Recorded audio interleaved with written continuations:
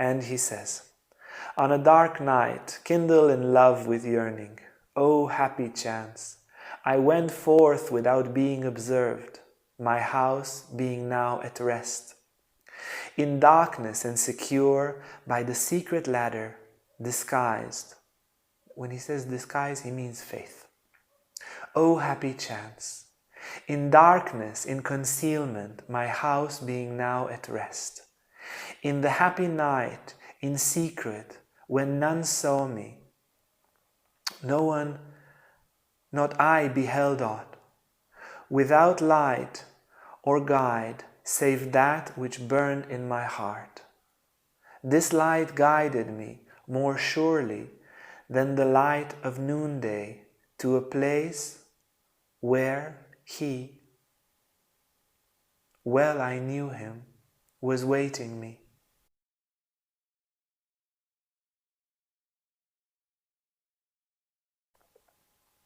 The second night is the night of reason. What we call mind, what we call perception of the world. Me and the world separate. All the mental faculties, all of that will be purified. And he said, if the first night is difficult and challenging and really stretches your limit, the second night is much more horrible. Incomparable. You break and dissolve the limitations of reason. You enter unknowing. Many of his poetry. You enter the unknowable, and there in unknowing, with only the light of faith. Because faith is beyond reason. Only the light of love.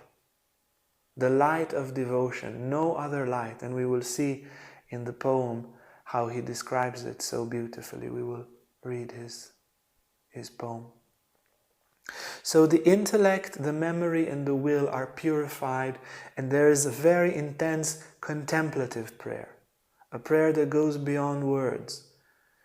You start to see visions, and after a while you don't feel like seeing visions anymore. Not even visions of saints, visions of Virgin Mary, visions of Christ.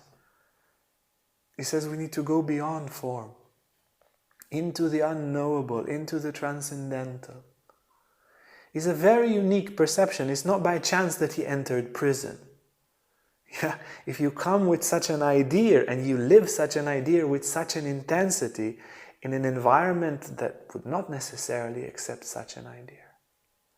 And then finally in the fourth stage, after we have really prayed in that way, and the reason and the will are purified, then is the dark night of the soul. This is before dawn. This is the most scary part. The ego is dissolved. The death of the ego. The soul is purged from everything that is not divine. The perception itself, the division of reality into me and the world, is burned away. And that's really wonderful, ecstatic, and really scary. You really enter the unknown, and there's nobody there to explain to you what's happening. There's only the light of love, the light of faith, and that mysterious, formless, loving presence to carry the soul, which in itself becomes formless, and everything becomes formless. And just love. And love has to be really, really strong to hold on to that stage. Not to freak out, not to back out. And if you manage and you succeed, and he describes how he succeeded, you enter the last stage, the unitive way, the stage of union. That, unfortunately, he almost doesn't describe. That's it. And then the end.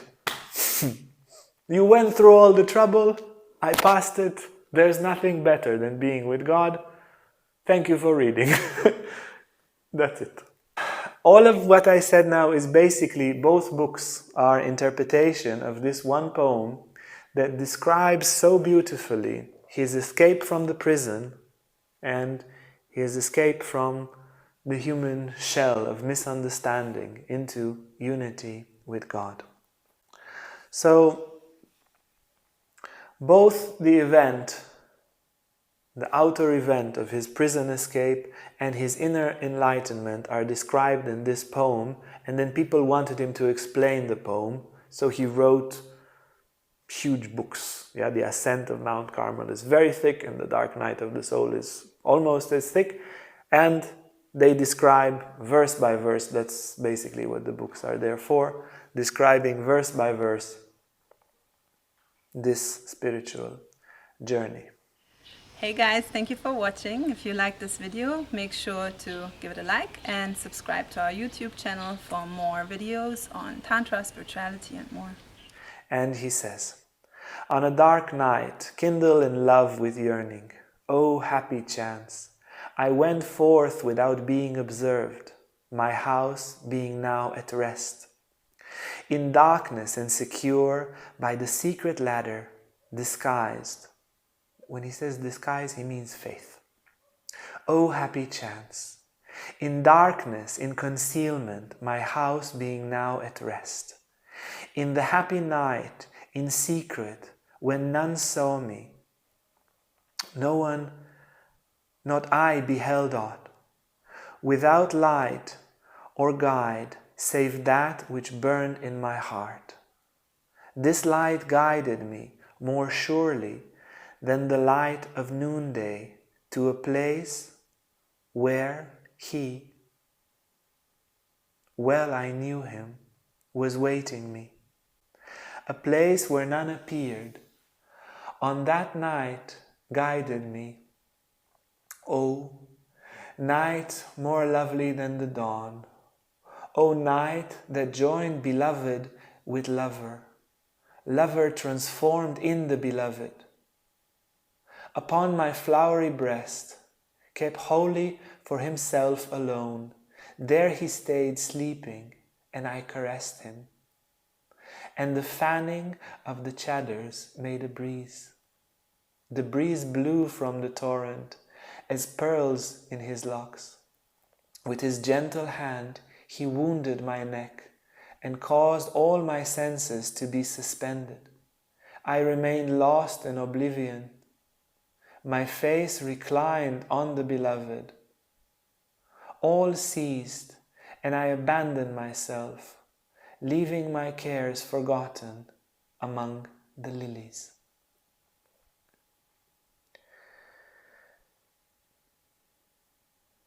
He basically describes the entire spiritual path. The first night of longing, kindled in love, and with the light of love guiding him. And then the night of reason, through the secret ladder, disguised in faith, because faith cannot be understood by reason. My house being now at rest is also the house at rest that allowed him to escape, but also the rest of the senses, the detachment from this world. And everything happens in night because the world is dead. The body is dead. Everything is dead. Therefore, you can escape. He says a bird which has one string tied to its leg cannot fly. So let nothing of this world be attached to nothing. He was attached to Teresa of Avila and he realized he can't go further. So he burned all her letters and his soul soared. He was the master of detachment. And he describes how the lover transformed in the beloved, this path of unity. And how in the end, that he left all his cares forgotten among the lilies. Yeah, when Christ describes the lilies, think of the lilies, they toil not. Yet they are, even Solomon with all his glory was not arraigned as one of these. It's a certain natural flow of nothingness, like the Tao. And he describes stages similar to Patanjali. His book is written first, acquire the 7 virtues, go beyond the 7 vices, as Patanjali's Yama and Niyama say. And then the night of the senses, in which you go beyond the body, beyond the senses, beyond the desires, are Patanjali's stages 3, 4, and 5, asana, pranayama, and pratyahara, the resorption of the senses, the night of the senses. And then the higher stages, the night of reason, is the transcendence of the mind of Patanjali, where Patanjali speaks of dharana and dhyana, concentration and meditation that take you to the supramental, they take you beyond the discursive mind. John describes that you can do this in the night by entering or by exiting through faith. And then once that is accomplished in Patanjali, union appears, the 8th stage, samadhi. And John describes the same. Once you transcend the mind long enough, intensely enough, there you are, union with the beloved, where you can leave all your cares forgotten among the lilies. So this is in short about St. John of the Cross. There are very good lectures, one from the Theosophic Society, the Yoga of St. John of the Cross, and there's another very sweet Christian man. I started listening to him. He gave a very nice introduction for the writings of St. John of the Cross.